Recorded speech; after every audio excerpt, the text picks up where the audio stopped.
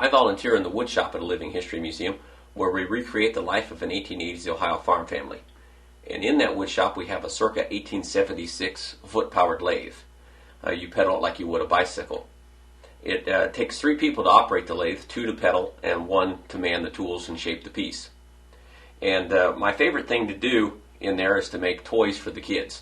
They come in and with their parents they do the pedaling, and I do the shaping of the piece, and then they get to keep it when they're done.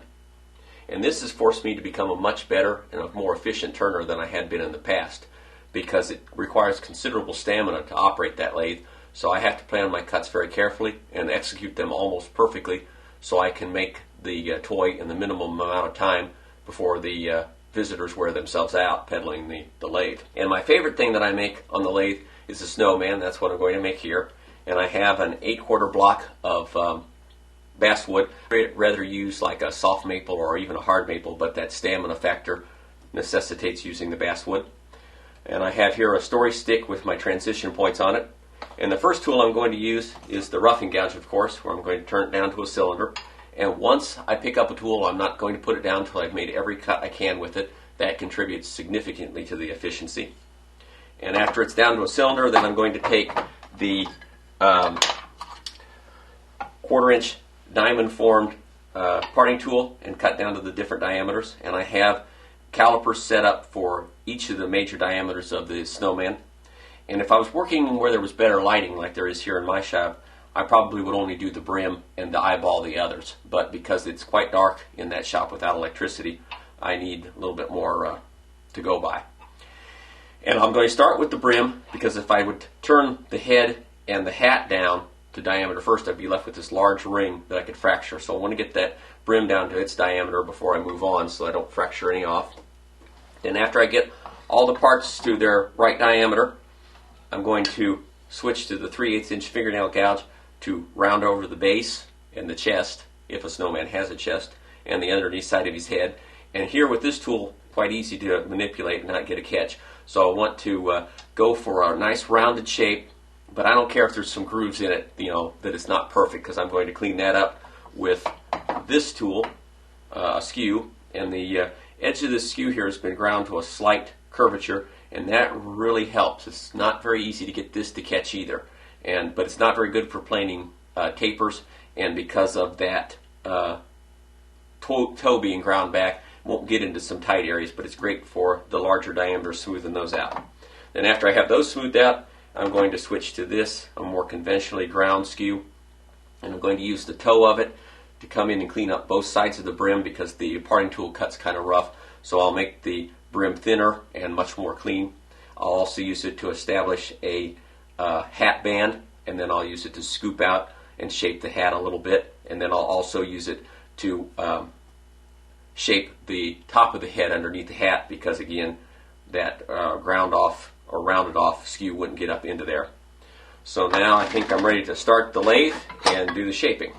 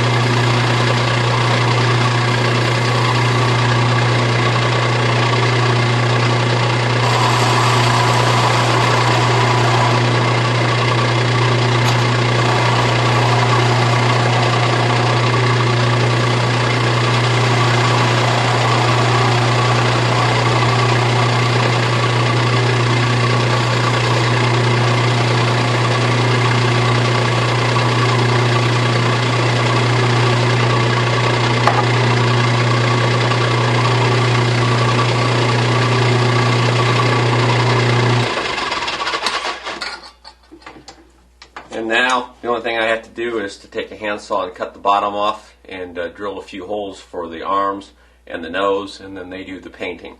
And you can see that it turns out pretty quickly and comes out very smoothly. Doesn't take much at all to do it. There was a couple tools that I left out. Number one, I cut in with the 1/8 inch parting tool because it cuts a little bit more smoothly, and I go about a 32nd of an inch away, then come back and take it in there to clean that top of the hat up. That'll require some sanding. Then I go down till I got about an 1/8 inch or less, and then I use the saw to cut it free. And I did make one mistake. I should have went in a little bit farther with the parting tool when I was doing the start there. So I did have to pick up a tool even though I had already set it down, so I broke my own rule there. But turns out very quickly, and the kids just love this because they get to see it being made, and then they get to take it home and do the painting.